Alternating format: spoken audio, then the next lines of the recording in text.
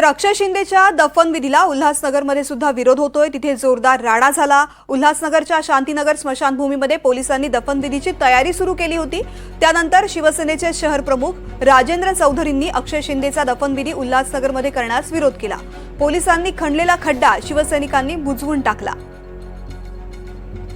अक्षय शिंदेचा दफनविधी उल्हासनगरमध्ये केला जाणार होता, त्याला सुद्धा तिथल्या नागरिकांनी विरोध केलेला आहे। ज्या नराधमांनी बदलापूरमध्ये जे कृत्य केलं त्या नराधमाचं पोलिसांनी एन्काउंटर केल्यानंतर त्याची बॉडी बदलापूरचे लोक दफन करण्याला विरोध करतात, कारण तो बदलापूरमध्ये राहतो आणि बदलापूरची लोक त्या बॉडीला दफन करायला विरोध करतात। आणि ती बॉडी जर उल्हासनगरच्या या पवित्र मातीमध्ये आणून जर दफन करणार असतील तर त्याचा आम्ही विरोध करतो। आम्ही इथे त्यांना ती बॉडी दफन करून देणार नाही। पोलिसांनी कोणी सांगितलं काय सांगितलं त्याची माहिती घेतो आणि पोलीस जर इथे त्याची बॉडी दफन करत असतील पोलिसांचाही आम्ही विरोध करू। सत्तेमध्ये असतानाही ते बदलापूरला राहत होते। बदलापूरची लोक, बदलापूरचे आमदारही सत्तेत आहेत, त्यांनी त्याचा विरोध केला। तो राहतो तिथं ते दफन झालं पाहिजे। उल्हासनगरमध्ये तो राहत नाही, त्याची बॉडी इथं या पवित्र मातीत दफन केली नाही पाहिजे अशा नराधमाची जर त्यांची भूमिका ती आहे तर आमची भूमिका पण हीच आहे की नराधमाची या मातीमध्ये ती बॉडी दफन झाली नाही पाहिजे। बदलापूर अत्याचार प्रकरणातील एन्काउंटर झालेला आरोपी अक्षय शिंदे याचा अंत्यविधी अखेर उल्हासनगरमध्ये होणार असल्याचं स्पष्ट झालेलं आहे। मी सध्या उल्हासनगरच्या शांतीनगरच्या स्मशानभूमीमध्ये आहे आणि या ठिकाणी एक खड्डा पोलिसांकडून खोदण्यात आलेला आहे। स्मशानाच्या कर्मचाऱ्यांनी अशी माहिती दिली की पोलीस जेसीबी घेऊन आले होते आणि त्यांनी हा खड्डा खोदलेला आहे। बदलापूर प्रकरणातल्या आरोपीचा दफनविधी या ठिकाणी होणार असल्याची माहिती पोलिसांनी कर्मचाऱ्यांना दिली आहे असं कर्मचारी या ठिकाणी सांगताहेत। आणि अक्षय शिंदे याच्या अंत्यविधीसाठी ही तयारी शांतीनगरच्या स्मशानभूमीमध्ये करण्यात आल्याचं आपण पाहू शकतो। या मिठाच्या गोण्या ज्या दफनविधीसाठी लागतात त्या देखील या ठिकाणी आणून ठेवलेल्या आहेत। अक्षय शिंदे याचा एन्काउंटर 23 सप्टेंबर रोजी झाला होता, मात्र त्याच्या दफनविधीसाठी जागा सापडत नव्हती। त्यामुळे अक्षय शिंदेचे कुटुंबीय मुंबई उच्च न्यायालयात गेल्यानंतर राज्य सरकारनं ग्वाही दिली होती की सोमवारच्या आधी त्याचा अंत्यविधी आम्ही करू आणि त्याच अनुषंगानं आता उल्हासनगरमध्ये हा दफनविधी करण्याची तयारी जी आहे ती पोलिसांकडून करण्यात आलेली आहे। माझ्या मागे जी आपण जागा पाहताय याच जागेवर अक्षय शिंदे याचा दफनविधी काही वेळात होणार आहे। निनाद करमरकर, NDTV मराठी, उल्हासनगर।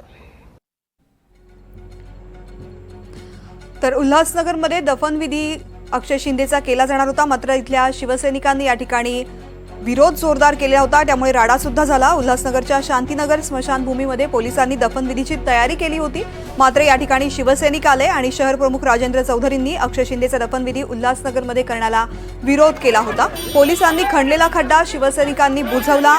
शिवसेनेचे उल्हासनगर शहर प्रमुख राजेंद्र चौधरी यांना पोलिसांनी सुद्धा या प्रकरणामध्ये ताब्यात घेतलं। मोठ्या प्रमाणामध्ये अक्षय शिंदेचा मृतदेह या ठिकाणी दफन करण्यास विरोध झाला। मोठा जमाव सुद्धा विरोध करण्यासाठी या ठिकाणी जमलेला होता।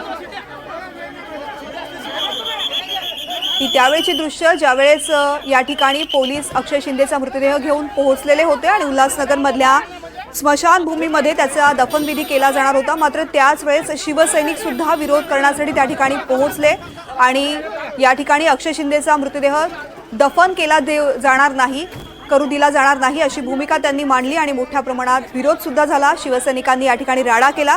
या प्रकरणामध्ये पोलिसांनी उल्हासनगरचे शहर प्रमुख राजेंद्र चौधरी यांना ताब्यात घेतलं। निनाद करमरकर माझे सहकारी आपल्यासोबत आहेत। निनाद, उल्हासनगरमध्ये दफनविधीसाठी मोठ्या प्रमाणात विरोध करण्यात आल्याची दृश्य आता आपण पाहतोय, काय नेमका या ठिकाणी प्रकार घडला? तृप्ती, सकाळी ज्यावेळेस समजलं की या ठिकाणी दफन होणार आहे त्यावेळेस शिवसेनेचे उल्हासनगर शहर प्रमुख राजेंद्र चौधरी हे समर्थकांसह स्मशानभूमीत आले आणि त्यांनी या ठिकाणी विरोध दर्शवला। उल्हासनगरमध्ये ही दफन करू देणार नाही, बदलापूरचा प्रकार आहे त्यामुळे बदलापूरमध्येच हे दफन करावं अशी भूमिका राजेंद्र चौधरींनी घेतली होती। काही वेळानं स्थानिक नागरिक देखील या ठिकाणी जमा झाले आणि त्यांनी देखील इथे दफन करायला विरोध सुरू केला। मात्र आता पोलिसांनी अतिरिक्त कुमक मागवून जे स्थानिक या ठिकाणी जमले होते सोबतच राजेंद्र चौधरी या सर्वांना ताब्यात घेतलेला आहे आणि उल्हासनगरच्या मध्यवर्ती पोलीस ठाण्यात या सर्वांना नेण्यात आलेला आहे। पोलीस हा सगळा परिसर आता रिकामा करत आहेत आणि कोणालाही या स्मशानभूमीच्या परिसरामध्ये थांबू दिलं जात नाहीये। संपूर्ण स्मशानभूमीच्या परिसराला अक्षरशः पोलीस छावणीचं स्वरूप आलेलं आहे आणि पोलिसांकडून सर्व लोकांना या ठिकाणाहून हटवलं जात आहे। निनाद, यानंतर अक्षय शिंदेचा मृतदेह वांगणीच्या दिशेने घेऊन जाऊन त्या ठिकाणी दफनविधी केला जाणार अशीही माहिती समोर आलेली आहे। या संदर्भातले काय अपडेट्स आहेत? आपण पाहतोय की उल्हासनगरच्या स्मशानभूमीत सकाळपासून मोठा पोलीस बंदोबस्त तैनात करण्यात आलेला आहे आणि ज्या अर्थी या ठिकाणी वरिष्ठ अधिकारी स्वतः उपस्थित आहेत, पोलिसांनी बंदोबस्त या ठिकाणी लावलेला आहे। लोकांना हटवलं जात आहे, त्या अर्थी याच ठिकाणी दफनविधी जो आहे तो होईल अशी शक्यता जास्त आहे. वांगणीला देखील एक गावातली छोटी स्मशानभूमी आहे, मात्र तिथे दफनविधी करण्याची सोय नाहीये. त्या ठिकाणी देखील आपण काल जाऊन पाहणी केली होती, मात्र त्या ठिकाणी तशी सोय नाहीये. बदलापूरमध्ये देखील तशी सोय नाहीये. अंबरनाथमध्ये व्यवस्था असली तरी त्या ठिकाणी राजकीय पक्षांनी विरोध केलेला आहे. तर उल्हासनगरमध्ये मात्र या ठिकाणी आपण पाहिलं तर पोलिसांनी जागा निवडून तिथे खड्डा देखील खोदलेला होता, जो स्थानिकांनी नंतर बुजवला. मात्र ज्या पद्धतीनं या ठिकाणी सध्या मोठ्या प्रमाणात बंदोबस्त लागलेला आहे ते पाहता याच ठिकाणी दफनविधी केला जाईल अशी सर्वाधिक शक्यता सध्या आहे. निश्चित निदान अपडेट्स घेत राहू. तुर्तास धन्यवाद संपूर्ण माहितीसाठी.